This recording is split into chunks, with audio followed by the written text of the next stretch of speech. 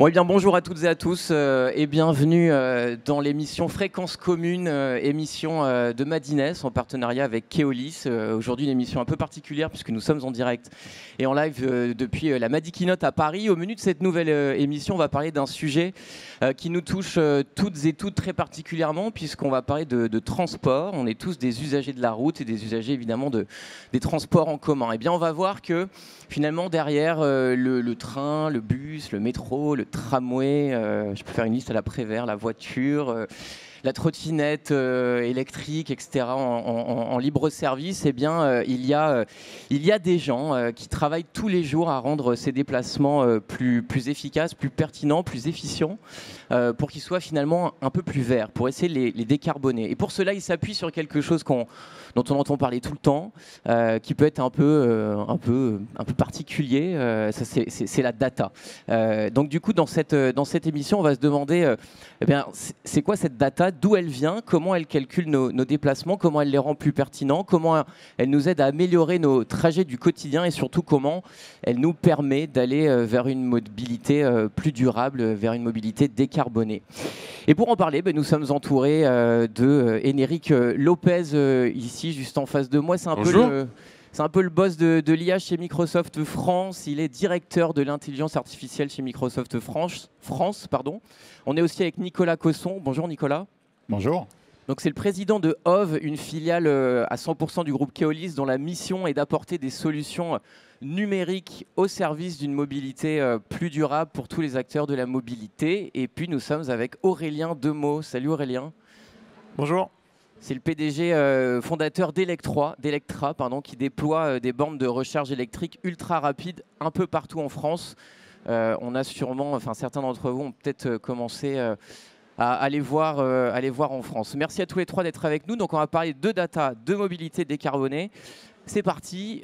Première question d'abord. Cette data, elle vient d'où ? Et je vais peut-être me tourner vers Nicolas Cosson. Comment on fait pour l'attraper comme ça et connaître nos déplacements ? Alors merci pour la question. J'ai combien de temps pour répondre à la question ?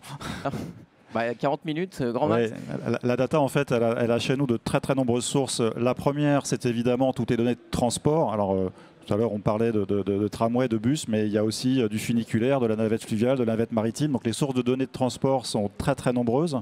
Et généralement, on leur adjoint aussi des sources externes. Donc, ça peut être des données de type météorologique, ça peut être des données de voirie, ça peut être des données d'hydrométrie. Et en fait, l'enjeu, c'est d'arriver à prendre l'ensemble de ces données, de les mettre dans des formats qui peuvent se parler pour les rendre interopérables. Et l'idée étant au final d'arriver à proposer à l'utilisateur ou à l'usager des transports un mode de calcul ou un calculateur d'itinéraire qui va lui permettre de faire l'itinéraire de son choix. Donc je veux aller de Marseille à Tourcoing en mélangeant du covoiturage, de la trottinette, du funiculaire. C'est possible, mais c'est possible à condition effectivement qu'il y ait une certaine interopérabilité ou qu'on respecte des formats nationaux ou internationaux en termes de data.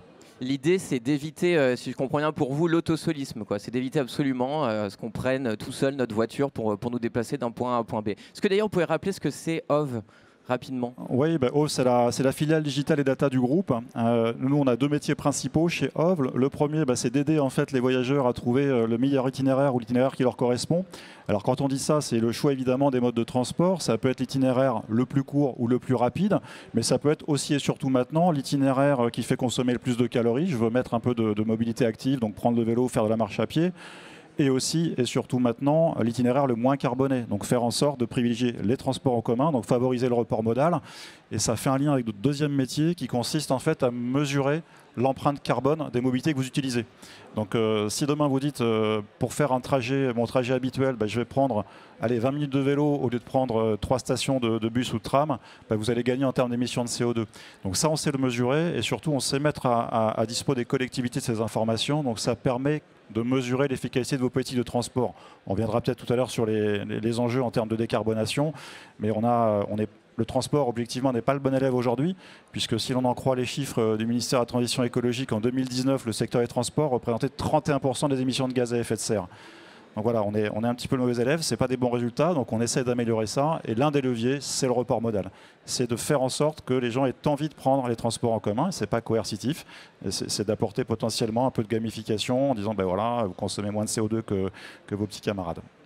Et pour qu'on ait envie de prendre le transport en commun, il faut évidemment que ce trajet soit particulièrement efficace. Et c'est ça vraiment le but de votre entreprise. Comment en fait on rend ce trajet efficace? Je ne sais pas, je sors de chez moi, je dois partir à Marseille. Bon, vous êtes capable de me dire, faut prendre un métro jusqu'à telle gare, puis le train arrive à telle heure, etc. Maintenant, je peux avoir un trajet, connaître mon trajet de bout en bout de manière beaucoup plus fluide. Oui, effectivement, l'idée, c'est vraiment d'avoir un accompagnement, ce qu'on appelle point à point ou point d'arrivée, enfin point de départ, point d'arrivée. On n'est pas simplement sur du trajet gare à gare. Ça, il y a beaucoup d'applications qui le font aujourd'hui. Mais l'idée, c'est de vous prendre dès les premiers mètres. Donc, c'est vraiment du guidage pas à pas, tourner à gauche, tourner à droite, d'avoir la capacité à traiter toutes les informations en temps réel. Exemple, vous partez de Provins, vous voulez aller à Paris, mais vous avez vos enfants à déposer sur le trajet, vous voulez absolument prendre votre voiture pour les déposer à l'école. Bon, il y a une perturbation sur la route, on va vous informer de cette perturbation et on va pouvoir vous dérouter sur un autre itinéraire. Vous devez ensuite laisser votre voiture dans un parking relais avant de prendre un RER. Si le parking relais est complet, on va vous en informer et on va vous proposer un autre parking relais. S'il y a un incident sur le RER, on va vous faire prolonger votre trajet en voiture. Donc en fait, il y a des notions de data en temps réel et aussi du prédictif, c'est-à-dire qu'avec les volumes de data qu'on manipule depuis un certain temps, on a souvent en fait la capacité à détecter un potentiel incident ou un retard sur une ligne, puisqu'il y a un enjeu de correspondance. Plus vous multipliez les modes, plus il y a un risque sur les correspondances. Enéric Lopez de Microsoft France, la data, c'est indispensable selon vous pour justement arriver à rendre ces trajets plus efficaces et à décarboner notre mobilité? C'est un des outils qui est clé, parce qu'on a parlé par exemple de scénarios qu'on appelle mobilité as a service, donc le MaaS. En tant qu'usager, je veux savoir qu'est-ce qu'on propose comme service de mobilité pour aller d'un point A à un point B. Je souhaite être facturé à la demande. On va tout à l'heure parler par exemple de nouveaux types de mobilité, de véhicules électriques. Je veux savoir où sont les bornes, où est-ce qu'il faudrait que je mette mes bornes. Et donc tout à l'heure on en parlera. Donc en fait, il y a énormément besoin pour prendre des décisions, pour savoir où est-ce qu'on met des nouvelles bornes ou des nouveaux arrêts, pour pouvoir faire de l'hyper-personnalisation du service, de la facturation. Je veux uniquement être facturé sur cette partie-là. Je veux savoir que cette infrastructure, elle consomme ou elle a très peu d'impact d'un point de vue énergétique ou d'un point de vue carbone. En fait, tout ça, c'est de la donnée. Pas que de la donnée utilisateur, de la donnée d'infrastructures, de machines et de choses comme ça. Donc, c'est un élément clé pour pouvoir avoir une bonne visibilité de ce qui se passe, donc avoir du reporting, pour pouvoir prévoir, prédire, anticiper ou offrir des nouveaux services ou offrir une qualité de service qui correspond aux attentes de l'usager. L'usager pouvant ne pas avoir les moyens de se payer un titre de transport et voulant juste payer le petit bout de trajet, etc. Donc ça va nous demander de revoir la tarification. Et donc cette hyper-personnalisation ou cette granularité ou cette anticipation dont on a besoin pour pouvoir changer et les usages et les services, une des clés pour pouvoir le faire, c'est la donnée. Vous, Aurélien Demeaux, cette donnée, donc la data, c'est vraiment essentiel dans votre business model pour savoir où est-ce que j'implante, si je comprends bien, des bornes de recharge de voitures électriques. Oui, absolument. Nous, on a un mode de développement qui est vraiment un développement d'infrastructure. Donc, on déploie en fait des centaines et on a un objectif de 2000 stations de recharge rapide sur plusieurs géographies en Europe. Et donc, par essence, chaque station, ça coûte à peu près 500 000 €. Et comme on fait des raccordements au réseau, des travaux, etc., on ne peut pas les déplacer facilement.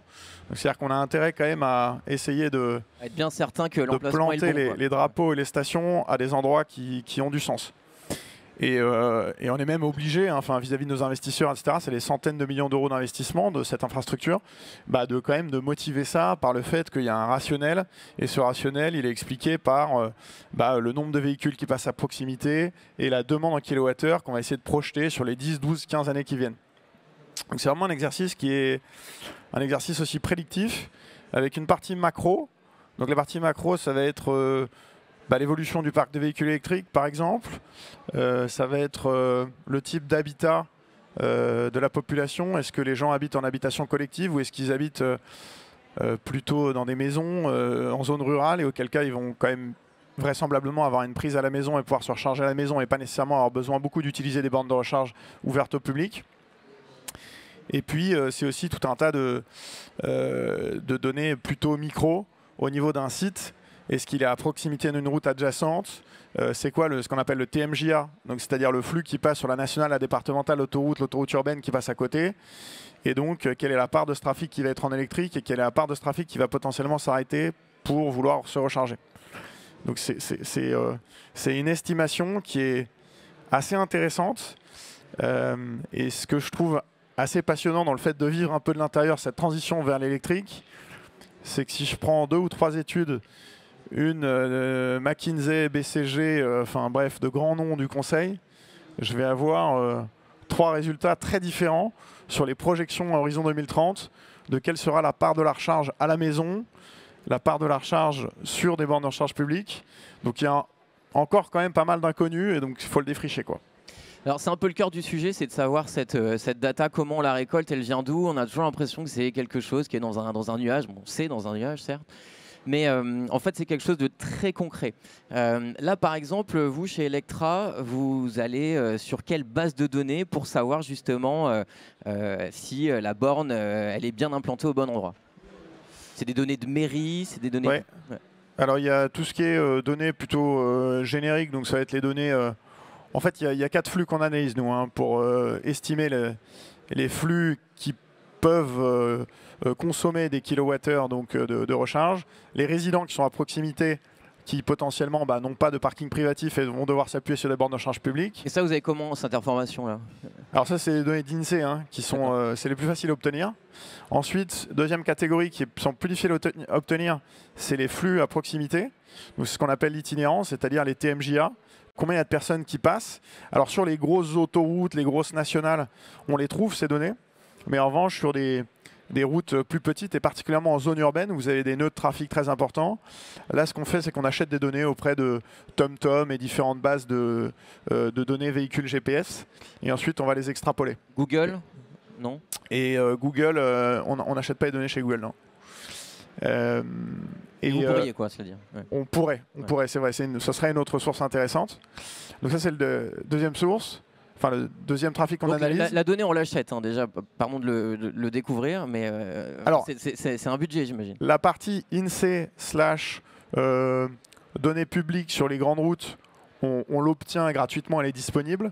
En revanche, si on veut de la donnée fine, parce que nous, on veut vraiment des voitures qui passent à proximité et voilà, on veut une donnée assez précise. Là, on l'achète, effectivement. Nicolas Cosson, oui. Et il y a 2 autres flux, désolé. Il y a les flottes en B2B. Donc, est-ce qu'il y a des loueurs de voitures, de la logistique du dernier kilomètre, etc., qui sont intéressantes. Et puis, il y a le trafic organique. Si on met des bornes sur un hôtel, sur un supermarché, si dans le supermarché, il y a 500 personnes qui viennent tous les jours, il y a sans doute une partie qui va venir en électrique dans quelques années et qui aura besoin de se recharger. Nicolas Cosson, idem, comment vous la fabriquez, vous, cette donnée? Est-ce que vous l'achetez? Est-ce que vous posez des capteurs, j'en sais rien, sur des bus? Enfin, je dis j'en sais rien, mais je le sais, je le dis. Pour savoir combien il y a de personnes à l'intérieur? La réponse est oui et encore oui, ouais. Puisqu'en fait, on achète de la donnée. En effet, notamment, on achète de la donnée GPS, qui est très intéressante parce qu'elle a une précision à hauteur de 5 mètres, ce qui n'est pas le cas, par exemple, des traces mobiles. Donc ça nous permet, par exemple, de reconstituer des déplacements dans des zones très denses, des zones urbaines. C'est-à-dire qu'on est capable de déterminer si vous avez pris un vélo, si vous avez marché. Comment? C'est-à-dire que avec mon téléphone, je borne, comment ça marche? Avec votre téléphone. En effet, vous avez tous des applications installées sur vos téléphones qui vous géolocalisent en permanence. Alors, parfois, elles vous demandent l'autorisation, elles devraient normalement. Donc, ça peut être des applications de météo, ça peut être vos applications photos, ça peut être évidemment des applications de guidage. Donc, en fait, il y a un certain nombre d'acteurs qui collectent entre 150 et 350 coordonnées GPS par jour. Donc, ça veut dire que sur un terminal donné, ça peut être moi, ça peut être vous à n'importe quel moment. Voilà, donc ça veut dire nous que bornons, vous avez chers amis. Exactement, vous bornez. Et quand vous avez borné, avec un certain nombre de traitements algorithmiques derrière, on peut faire ce qu'on appelle de l'allocation modale. Et donc de savoir que si vous avez borné à tel endroit, c'est qu'a priori vous étiez sur une piste cyclable, ou dans un métro, ou dans un bus, ou sur une voie routière ou autoroutière. Et donc on peut reconstituer les déplacements. Et donc par rapport au sujet qui nous intéresse aujourd'hui, une fois qu'on a reconstitué ces déplacements, en appliquant des facteurs d'émission de gaz à effet de serre qui sont donnés généralement par des sources officielles comme l'ADEME, on est capable de calculer les émissions de gaz à effet de serre. Et on a d'autres types de données, puisque en étant un opérateur de transport, on a les données qui sont issues de la billettique. Donc on sait par exemple que vous avez validé en rentrant dans le bus ou dans le métro. On sait moins quand vous êtes descendu. mais on a aussi des données qui sont liées à des cellules compteuses, à des caméras. Donc en fait, les sources de données sont vraiment très importantes et l'avenir est, je pense, vraiment au croisement de ces sources de données. Ça nous permettra d'avoir une visibilité toujours plus précise de ce qui se passe et notamment de pouvoir mesurer en fait l'efficacité de nos politiques de transport en termes de réduction de gaz à effet de serre. Alors rappelons évidemment que toutes ces données sont anonymisées, hein. Évidemment on ne sait pas qui est qui quand il passe quelque part. Énéric Lopez, est-ce qu'il y a d'autres manières d'aller chercher de la donnée aujourd'hui, de la fabriquer, de la produire? Déjà je vais adresser l'éléphant qu'il y a, on dit, voilà, dans le magasin de porcelaine. Quand on parle côté Microsoft, nous on n'a pas par exemple de données. Il faut qu'on le sache une bonne fois pour toutes, et on n'en a, entre guillemets, rien à faire. On n'en monétise pas. Par contre, là je vais vous donner un scoop, chez Microsoft on fabrique des briques de Lego, donc je ne sais pas si vous le saviez, mais voilà, on fabrique des briques de Lego qui vont pouvoir être utilisées par divers acteurs pour aller capter cette donnée. J'ai besoin de capter la donnée sur l'utilisation de mes bornes électriques, sur mes véhicules qui sont en transport, ou sur des capteurs justement dans une ville, ou alors utiliser des outils, ou mettre en place des algorithmes pour justement prévoir, analyser, etc. Donc nous, on fournit ces éléments-là pour justement aller chercher cette donnée ou alors l'utiliser. Et ce qui est intéressant, c'est aussi de se dire, il faut qu'on aille un cran plus loin parce que, comme Nicolas vient de le dire, il faut que cette donnée soit mise en commun. Parce qu'en fait, si on regarde, si on veut créer des nouveaux services, si on veut faire avancer le schmilblick, notamment en France et en Europe, il y a des très gros acteurs qui ont beaucoup de données. Certains la vendent, d'autres on ne veut pas leur acheter. Et ils sont un peu hégémoniques. Alors que la donnée, elle est déjà un peu partout. Si on prend des collectivités locales, si on prend des opérateurs de transport, si on prend des start-up, si on prend des organismes privés, des organismes publics, de l'open data, tout ça, il y a énormément de données. Et si en plus on rajoute éventuellement des capteurs, il y a énormément de données qui potentiellement est disponible. Et si on la mettait en commun, quand je dis en commun, ça ne veut pas dire qu'on donne sa propriété intellectuelle. Il existe des moyens pour mettre en commun cette donnée, la faire travailler pour avoir et en tirer de l'intelligence, et l'intelligence pour faire du reporting, inventer un nouveau service, etc. Juste pour donner une image, dans cette notion de data sharing, je préfère qu'on dise partage de la donnée, en anglais data sharing plutôt que open data, parce que quand on dit open data, on a l'impression qu'on donne tout gratuit alors qu'on peut monétiser. Dans ces notions de technologie qui permettent le data sharing, je vous donne une image. C'est comme si chacun avait un petit sachet de thé. Le sachet de thé, c'est notre donnée. Et si on le trempe dans notre propre petite tasse, on se fait son propre thé. Par contre, si on arrive à la mettre en commun, chacun avec notre petit sachet de thé, on est capable de générer un thé qu'on n'aurait pas pu faire ensemble. Et on repart avec son petit sachet de données. On l'a mis en commun, on a généré quelque chose, un service, de l'intelligence, mais on ne s'est pas dépossédé de son petit sachet de thé, de sa donnée. Et c'est ça le véritable sujet, c'est de se dire comment aujourd'hui on a une approche écosystémique, comment tous les acteurs peuvent se mettre ensemble à travailler, à partager cette donnée pour générer ces nouveaux services. Et c'est ce qu'on essaye, en l'occurrence, de faire chez Microsoft en étant un accélérateur ou un fournisseur d'outils. Et je vous donne juste un exemple, c'est aussi être capable d'aiguillonner un écosystème et de lancer des initiatives, là cette fois-ci open. Je ne sais pas si vous avez suivi, mais le mi-décembre, le 15 décembre, il y a une initiative mondiale qui a été lancée par la Linux Foundation, avec des grands acteurs, notamment TomTom, Microsoft et d'autres acteurs de la tech, pour faire ce qui s'est appelé l'Overture Map Foundation, c'est-à-dire faire en sorte que la donnée de localisation et justement de cette donnée dont on a besoin sur les sujets de mobilité, elle puisse être en commun et qu'elle puisse exister et qu'on puisse s'en saisir qui qu'on soit. Nicolas Cousson, vous êtes d'accord avec ça? Aurélien aussi, vous êtes d'accord avec ça? L'idée aujourd'hui, dans cette nécessaire, indispensable transition énergétique, d'un partage de data pour aller plus vite, plus loin? Oui, moi je ne peux qu'être d'accord parce que l'enjeu en termes de décarbonation est vraiment très important et il faut le factualiser. C'est-à-dire que si on regarde la stratégie nationale bas carbone de la France, qui est notre feuille de route en termes de réduction de gaz à effet de serre, on a deux objectifs qui sont extrêmement ambitieux. Le premier, c'est qu'entre 2015 et 2030, on devrait avoir réduit de 28% nos émissions de gaz à effet de serre. 28%. Et le deuxième objectif, c'est qu'en 2050, on devrait être neutre en termes de carbone, alors à l'exception évidemment du transport aérien.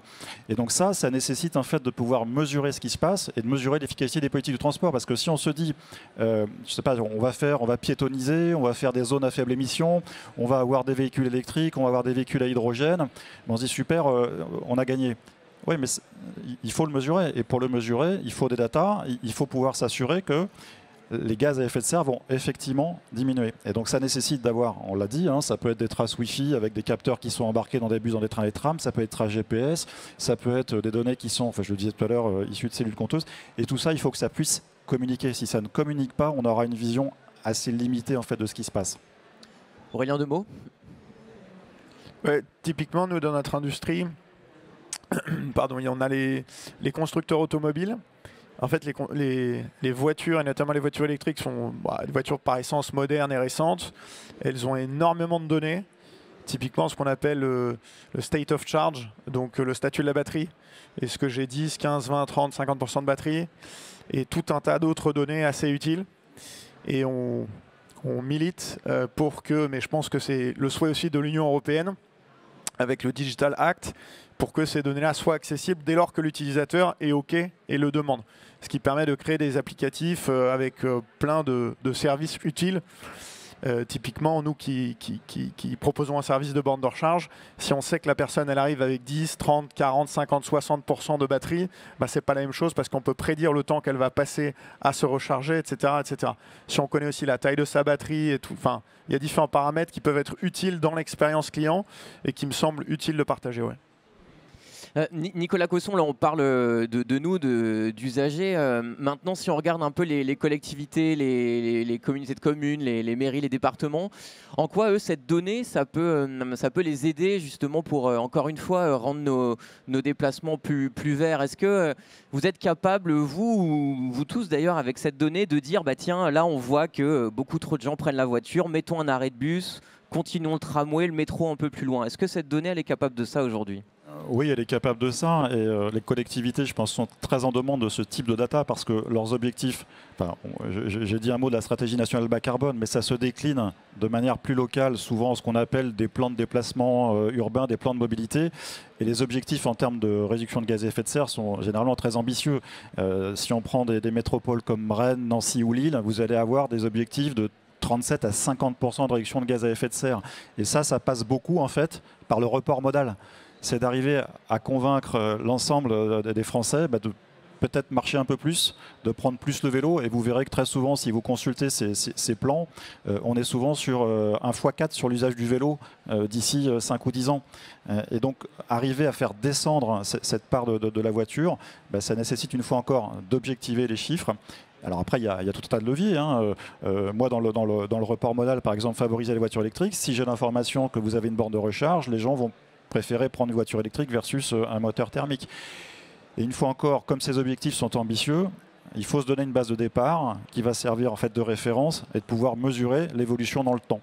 Et ça, moi je pense que l'une des bonnes solutions aujourd'hui, c'est les traces GPS, parce que je le disais tout à l'heure, ça nous permet de reconstituer ce qu'on appelle des matrices origine-destination, votre point de départ, votre point d'arrivée, quel mode de transport vous avez utilisé. Donc, peut-être que la mesure n'est pas 100% exacte, parce qu'on n'a pas 100% des déplacements sur un territoire, mais ça vous permet quand même de mesurer l'évolution. Et donc vous voyez si la politique que vous mettez en place au niveau de votre région, de votre territoire, est efficace en termes de lutte contre les émissions de gaz à effet de serre.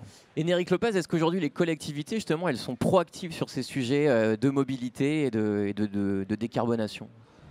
Même avant même de parler des collectivités, ce dont on parle, en fait, c'est déjà un peu formalisé dans le PIA 4, donc le plan d'investissement d'avenir du gouvernement, qui dit qu'effectivement sur la décarbonation des mobilités, il y a un véritable enjeu autour de la donnée et un investissement. Donc tout le monde est sensibilisé. Après, chacun avance à son rythme, avec ses moyens, quelquefois de manière un petit peu trop silotée dans son approche. Mais oui, je pense que c'est c'est une question, parce qu'on met, là, le coup de projecteur sur les collectivités, c'est une chose, mais il y a aussi les grands industriels.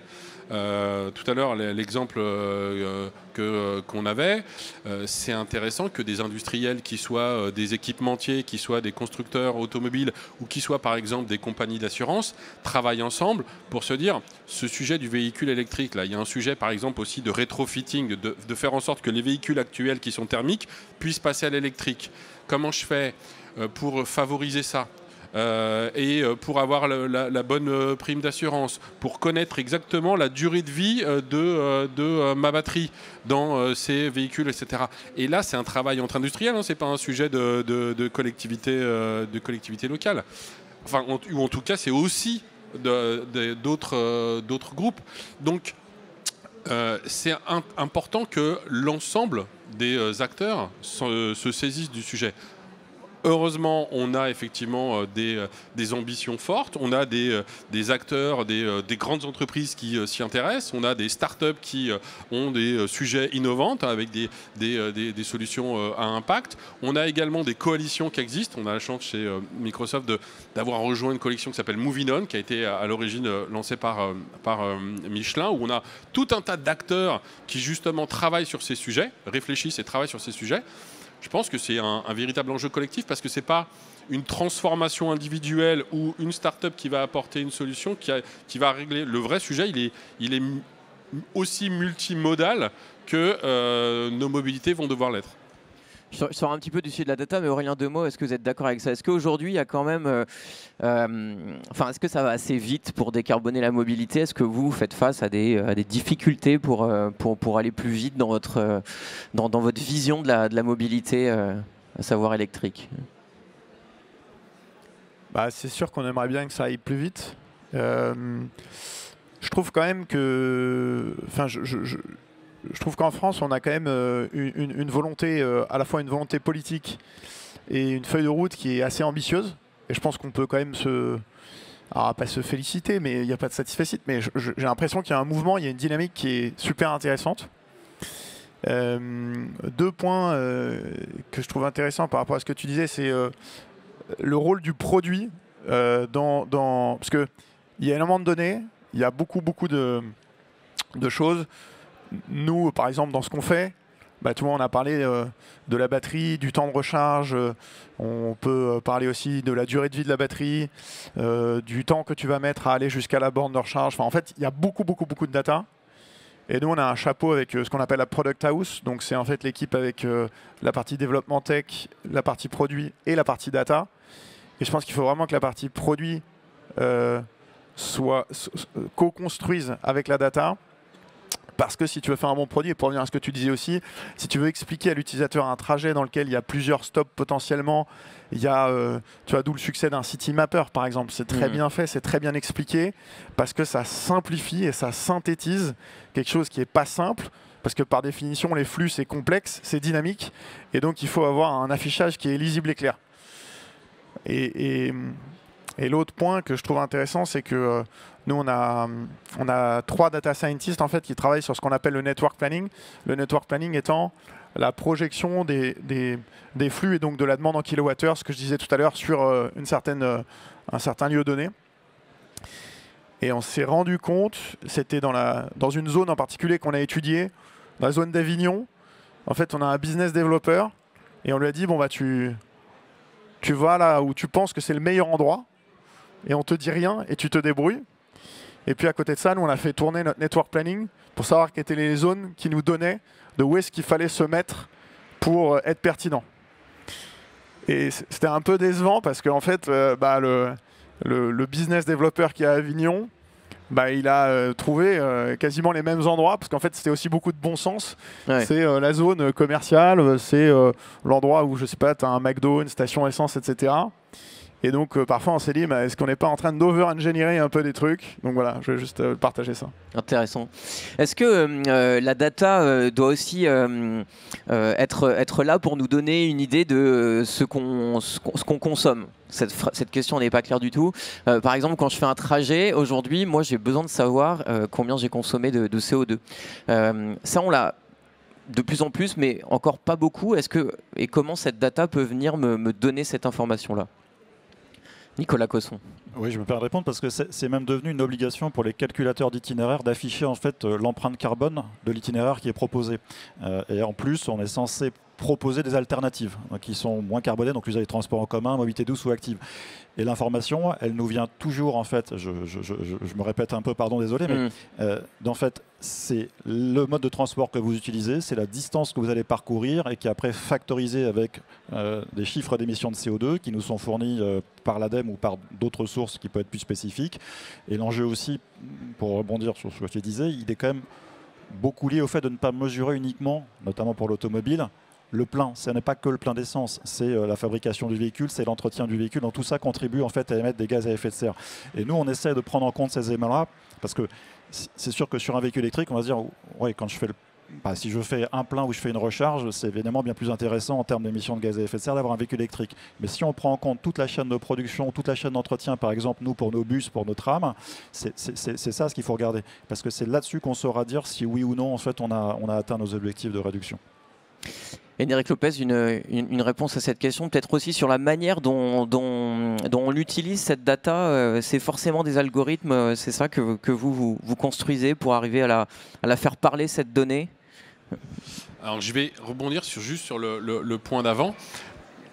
Je pense qu'il y a deux points de vue à adopter. Il y a le point de vue de l'utilisateur final et il y a le point de vue aussi des organisations. Si je prends le point de vue des organisations, elles vont être plus que contraintes, et elles le sont déjà, de effectivement reporter leur émission de carbone. Donc de trouver des solutions, etc. Et ça, c'est leur élément, entre guillemets, de motivation. Mais en tant qu'utilisateur final, sincèrement, même si j'ai envie d'être vertueux, savoir que je vais avoir moins de consommation ou moins d'impact carbone, c'est pas forcément mon premier choix. Mon premier choix dans ma vie de tous les jours, c'est la rapidité, l'efficacité, ou l'efficacité ou les choses comme ça, ou se dire, ben moi j'ai envie d'être plus responsable, mais j'ai une contrainte, et donc il faut que le service qu'on me propose, il réponde à mes enjeux de ma vie de tous les jours. Nicolas n'est pas d'accord, visiblement. Ouais, mais je vais juste aller un peu plus loin. Pourquoi je vous dis ça? Parce que je vais prendre le prisme des organisations. Quand vous demandez aujourd'hui à une entreprise de réfléchir à sa nouvelle politique de mobilité, vous êtes une grande entreprise, vous avez des salariés, et vous allez dire, tiens, il faut qu'on réfléchisse à leur nouvelle politique de mobilité. Comment vous faites pour choisir les bons services à offrir et qu'on ne soit pas dans le... je vais être un petit peu piquant, mais dans le tarte à la crème, moi, je vais mettre des navettes et puis je vais mettre des vélos et je vais favoriser le car sharing. Est-ce que c'est suffisant, ça ? Est-ce que vraiment c'est suffisant et ça correspond vraiment aux besoins de mes collaborateurs? Est-ce que effectivement j'aurais tendance à dire bah oui, ils font le trajet maison travail, etc. Ben non, il fait pas que le trajet maison travail. Entre temps, la personne en question, elle s'est arrêtée pour déposer les enfants ou pour faire les courses, etc., etc. Et elle est obligée de le faire, même si elle veut pas avoir d'impact carbone, etc. Donc la réflexion qu'on doit avoir dans une organisation, ou alors plus largement, elle doit prendre en compte des contraintes qui sont les usages, bien entendu des ambitions fortes sur l'environnement, et adopter le service qui va bien. Être capable de mesurer cette granularité pour répondre à un enjeu effectivement environnemental, mais répondre à un enjeu de praticité, de financier, de qualité de vie, etc. C'est ces deux contraintes qu'il faut arriver à joindre. Et donc avoir de la donnée, avoir des solutions. En l'occurrence, je vous donne cet exemple-là parce qu'on travaille avec une start-up, on en a parlé, qui s'appelle Weaver, qui travaille sur ces sujets-là pour l'entreprise. C'est ça qui est aussi important d'avoir. Après, pour le sujet des algorithmes, il faut mettre des algorithmes en place pour avoir ces données-là. Chez Microsoft, on ne développe pas d'algorithmes spécifiques à ces sujets-là. On donne les moyens de développer des outils et des algorithmes. Chacun fait sa data science, son utilisation, et après peut utiliser les briques de Lego, le cloud, le stockage, la puissance de calcul, etc., qu'on est à même de proposer. Mais on ne développe pas d'algorithmie dédiée à ces sujets-là. Donc la data pour savoir ce qu'on consomme, ce qu'on rejette comme CO2, ça peut être bien ou faux. Vous dites que l'usager serait pragmatique. C'est pas votre avis, Nicolas Cosson, pour vous cette donnée elle est essentielle? Alors si, moi je trouve justement pour aller que les vers une usagers transition sont énergétique. Hein, sont très très pragmatiques et j'en veux pour preuve qu'on a introduit en fait dans les calculs itinéraires qu'on fait la possibilité pour les utilisateurs de ne pas simplement prendre le trajet le plus court, le plus rapide, mais le moins carboné. Et on voit bien en fait dans les demandes qui sont faites aujourd'hui ou dans les paramétrages, dans le profil, que les gens cherchent, enfin, nos utilisateurs, nos voyageurs utilisent de plus en plus le critère je veux le trajet le moins carboné quand bien même je vais devoir marcher 500 mètres de plus, prendre un vélo, prendre une trottinette, faire du covoiturage. C'est une majorité. C'est une majorité. Je ne dirais pas que c'est une majorité, c'est une tendance qui commence à se dégager. On le voit très bien, parce qu'on sans rentrer en détail technique, on a des API, enfin un système qui permet de savoir ce que sont les demandes qui sont faites de manière le plus fréquente ou plus récurrente. Et on voit bien, alors est-ce que c'est lié en fait, à toute la communication qu'on peut avoir aujourd'hui? Est-ce que c'est la sensibilisation sur les enjeux de planète? Oui, sans doute. Mais je pense que même au niveau très local, alors il y a une sorte de responsabilité où on se dit, tu as pris ta voiture, tu aurais pu prendre les transports en commun ou tu aurais pu marcher 20 minutes et au final c'est bon pour la santé et c'est bon pour la planète. Aurélien Demeaux, vous êtes d'accord avec ça? Vous communiquez beaucoup sur le rejet de CO2 qu'on ne fait pas avec une voiture électrique qu'on n'a pas? On essaye. Après, nous, on a un rôle à jouer, je pense, notamment avec les professionnels. Bon, les professionnels, tu vois, typiquement les taxis, les VTC, la logistique du dernier kilomètre, les loueurs de voitures, etc. Bon, par définition, ils sont en voiture, donc l'objectif, c'est qu'ils passent à l'électrique le plus vite possible. Et on adresse plutôt cette typologie-là, sachant que nous, notre enjeu, c'est de rendre ça aussi accessible. Je pense qu'un des vrais leviers pour motiver les gens à passer à la voiture électrique, c'est le fait qu'à l'usage, c'est beaucoup moins cher qu'une voiture thermique. Le problème, c'est que la voiture électrique, elle coûte beaucoup plus cher au départ. Ça, c'est un vrai sujet. D'ailleurs, pour info, il y aura la Tesla Investor Day le 1er mars où ils annoncent la partie 3 du plan, avec notamment cette fameuse Tesla a priori à 25 000 $. Et en fait, il faut que les voitures électriques, elles baissent en prix parce que ça va être un élément d'adoption de masse très très fort. Il y a 700 000 voitures électriques en France pour 38 millions de véhicules. Donc c'est encore 1,5 à 2% du parc, c'est tout petit. On est au tout début de l'histoire et l'enjeu, c'est vraiment de le massifier. Une voiture électrique, c'est à peu près 60 à 80% d'émissions de carbone en moins qu'une voiture thermique, fabrication du véhicule et de la batterie comprise. Donc je pense qu'il faut y aller vite. J'allais rajouter qu'en fait les émissions de CO2, enfin de gaz à effet de serre liées à la circulation routière sont imputables à hauteur de 54% aux véhicules particuliers. Donc on prend bien l'enjeu d'abandonner le thermique ou en tout cas de se reporter vers d'autres modes. Et ce sera le mot de la fin. Merci beaucoup à tous les trois d'être venus sur le plateau de Fréquence Commune, émission de Madines en partenariat avec Keolis, ici présent en live et en direct à la Madi Keynote. Merci à vous. Merci. Merci.